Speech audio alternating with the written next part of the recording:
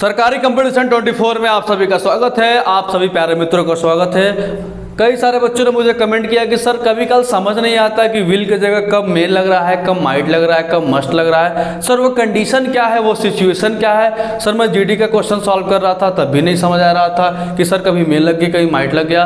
तो बहुत सारे बच्चे कन्फ्यूज हैं। आइए आज मिलकर उस कन्फ्यूजन को हम लोग दूर करते हैं। बहुत ही मजा आने वाला है प्यारे बच्चों, तो आप लोग अंत तक वीडियो बने रहिएगा। आइए आज हम पढ़ते हैं कि कब हम विल के स्थान पे कब मे और माइट का प्रयोग करते हैं, कब मस्ट का प्रयोग करते हैं। बहुत ही इंटरेस्टिंग टॉपिक है। थोड़ा मैं बता दूं बच्चों, कई लोग जानते हैं कि अगर कोई वाक्य हिंदी का है उसके अंत में अगर गागे गीत शब्द आया तो फ्यूचर का होता है। ऐसी कोई बात नहीं बच्चों, वो तो फ्यूचर का एक संकेत है लेकिन फ्यूचर का नहीं होता है। हो सकता है कि वो बात प्रेजेंट की हो रही है, पास्ट की हो रही है।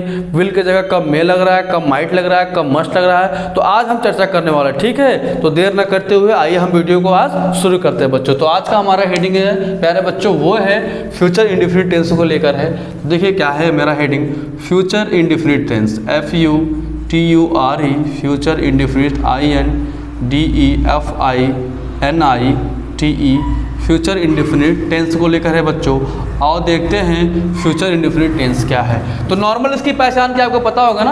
अगर हम बात करें बच्चों इसकी पहचान की नॉर्मल, तो सब लोग कहते होंगे कि सर जी एक वाक्य के अंत में क्या आता है, हो गा आता है, गे आता है, गी आता है, ETC, इसका मतलब क्या होता है, एटसेट्रा इत्यादि होता है। ठीक है, तो बच्चों इसका स्ट्रक्चर क्या होता होगा। आप लोग कहते होंगे सर जो इसका स्ट्रक्चर है, अगर हम बात करें बच्चों स्ट्रक्चर की, तो जो इसका स्ट्रक्चर है बेटा वो है आपका सब्जेक्ट है, फिर आपका विल आता है, फिर वर्ब का पहला फॉर्म आता है, फिर आपका ऑब्जेक्ट आता है और OW आपका अदर वर्ड आता है।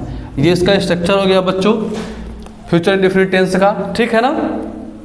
अब देखो ध्यान से, कभी काल होता क्या है इस वाले टेंस में कि विल की जगह हम लोग कभी काल वुड का प्रयोग करते हैं, WOULD वुड का, और कभी हम प्रयोग करते हैं MAY मे का, या MIGST माइट का, या हम लोग कभी काल बच्चों प्रयोग करते हैं इसके जगह पर रिप्लेस करके MUST मस्ट का। तो बच्चों वो कंडीशन क्या है, कब हम वुड लगाएंगे, कब हम मे माइट लगाएंगे, कब हम मस्ट लगाएंगे।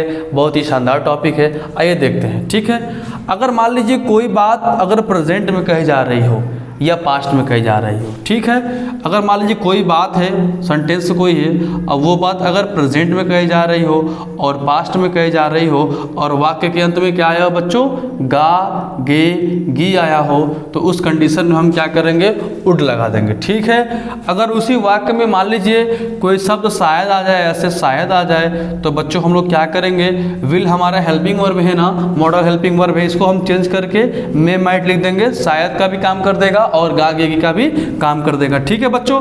अब अगर हम मस्ट की बात करें तो मस्ट किसके लिए लगता है बच्चों, जरूर की लगता है।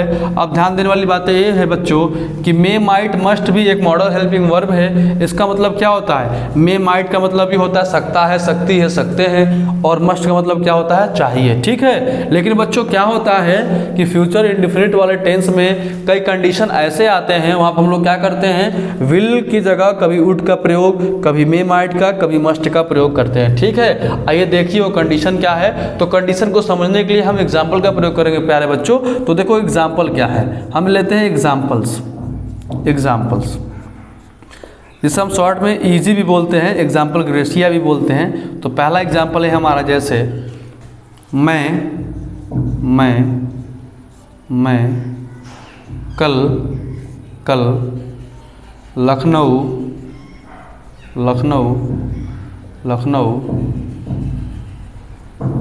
जाऊंगा। मैं कल लखनऊ जाऊंगा। बच्चे बहुत छोटा सा सेंटेंस मैं ले रहा हूं, मैं कल लखनऊ जाऊंगा ना, तो बात कल की हो रही है ना, तो जहां कल लिखा हो इसका मतलब फ्यूचर हो गया प्यारे बच्चों। तो इसका हो जाएगा English, I will go to Lucknow, LUCKNOW। अच्छा, किसी का भी नाम हो, चाहे मेरा नाम हो, चाहे आपका नाम हो, चाहे किसी शहर का नाम हो, किसी गली का नाम हो, नाम का पहला वर्ड हमेशा कैपिटल लेटर में। ठीक है, तो हो गया I will go to Lucknow. ठीक है प्यारे बच्चों। अब देखो ध्यान से, अब आपके दिमाग में चलेगा कि सर कब हम वुड लगाते हैं, कब हम मे माइट लगाते हैं, कब हम मस्ट लगाते हैं। ठीक है, अगर मान लीजिए कोई आप ऐसा वाक्य बोल रहे हैं हिंदी का, अब वाक्य के अंत में गा गे आ रहा है, तो सब लोग जानते हैं कि फ्यूचर होगा, ऐसी कोई बात नहीं है। अगर वो बात हम प्रेजेंट में कह रहे हैं या वो बात हम पास्ट में कह रहे हैं तो आप बच्चों वुड लगाएंगे। ठीक है, तो थोड़ा वुड को मैं अभी रोकूंगा, स्किप कर रहा हूँ। अभी बताऊंगा आपको मे माइट कब लगता है, मस्ट कब लगता है, इसी सेंटेंस से बच्चों क्लियर हो जाएगा। ठीक है, दूसरा एग्जाम्पल है प्यारे बच्चों, वो है आपका दूसरा एग्जाम्पल, मैं कल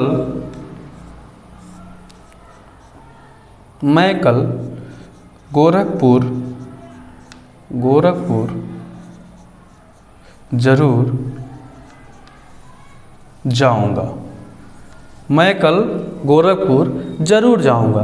देखो प्यारे बच्चों, ये गा आ गया ना, फ्यूचर इंडिफिनिट हो गया, जरूर शब्द प्यारे बच्चों आया है, तो इसका मतलब क्या हो जाएगा, मस्ट हो जाएगा। ठीक है, तो अब हमको जरूर का मीनिंग नहीं लिखना है। ठीक है, बस हम क्या करेंगे, आई लिखने के बाद यहाँ मस्ट लगा देंगे प्यारे बच्चों, और बाकी जो है I must go to Gorakhpur. अच्छा, इसमें I will go to Lucknow, कल का मीनिंग छोड़ा ना प्यारे बच्चों, मैंने यहाँ लिख देना टुमारो, TOMORROW, टुमारो। ये क्या है आपका, मैं कल गोरखपुर जरूर जाऊंगा, तो I must go to Gorakhpur tomorrow, TOMORROW, tomorrow.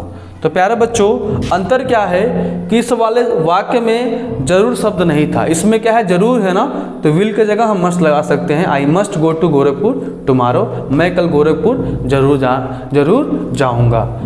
अच्छा, तीसरा है प्यारे बच्चों कि मे माइट कब लगता है, थोड़ा देखिएगा, बहुत अच्छा टॉपिक है। तीसरा क्वेश्चन है मे माइट, ऐसे मैं लिख दूं, शायद कल मैं इसी को ले लेते पहला वाला, शायद कल मैं लखनऊ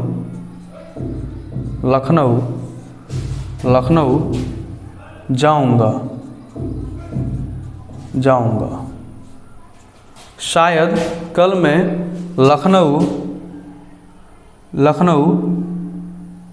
लखनऊ जाऊंगा, शायद कल मैं लखनऊ जाऊंगा। तो प्यारे बच्चों, शायद आ गया ना, तो आप परहैप्स भी लगा सकते हैं, लेकिन सबसे बेटर क्या है कि आप मे माइट लगा दीजिए। तो क्या हो जाएगा प्यारे बच्चों, यहाँ पे हो जाएगा आई मे। अगर संभावना ज़्यादा है तो मे लगाइए, कम है तो माइट लगाइए, दोनों में से आप कोई लगा सकते हैं। आई मे, ठीक है, गो टू कल की बात हो रहा है ना, go to Lucknow, LUCKNOW, Lucknow. I may या माइट गो टू लखनऊ, क्या हो जाएगा प्यारे बच्चों, टुमारो, TOMORROW। तो प्यारे बच्चों, आज हमने ये सीखा कि विल के जगह पे हम मे माइट कब लगाते हैं और मस्ट कब लगाते हैं। आपने देख लिया, यहाँ पे हमने मस्ट लगा दिया, मे माइट लगा दिया। अगर जहाँ शायद वाली बात आ रही है हम मे माइट लगा दे रहे हैं, जहाँ जरूर की बात आ रही है बच्चों मस्ट लगा दे रहे हैं। भली से वाक्य के अंत में क्या है, गा गए है, तो ऐसा नहीं है कि जिस हिंदी वाक्य के अंत में गा गए ही रहेगा तो फ्यूचर ही होता है। ठीक है ना। अब थोड़ा सा हम हिंट करेंगे आपको कि वुड का प्रयोग कहाँ करते हैं प्यारे बच्चों, तो आइए देखते हैं कि हम वुड कहाँ लगाते हैं। ठीक है, यहाँ पे मैं समझा दे रहा हूँ आपको कि वुड का प्रयोग कहाँ करते हैं। ठीक है, अगर मान लीजिए कोई एक एग्जाम्पल लेते हैं, तीसरा है ना, चौथा एग्जाम्पल बेटा हम लेते हैं ऐसे और लिखते हैं ऐसे कि जैसे लिखा है, मैं कल क्रिकेट खेलूँगा, मैं कल क्रिकेट खेलूँगा। पांचवा लिखा है प्यारे बच्चों, मैं अभी क्रिकेट खेलूँगा। लिखा ना प्यारे बच्चों, देखो दोनों में अंतर है, दोनों को वाक्य के अंत में गा आ रहा है, इसका मतलब नहीं कि फ्यूचर की बात हो रही है। मैं कल क्रिकेट खेलूँगा, आने वाला कल। मैं अभी क्रिकेट खेलूँगा, ये बात प्रेजेंट की हो रही है।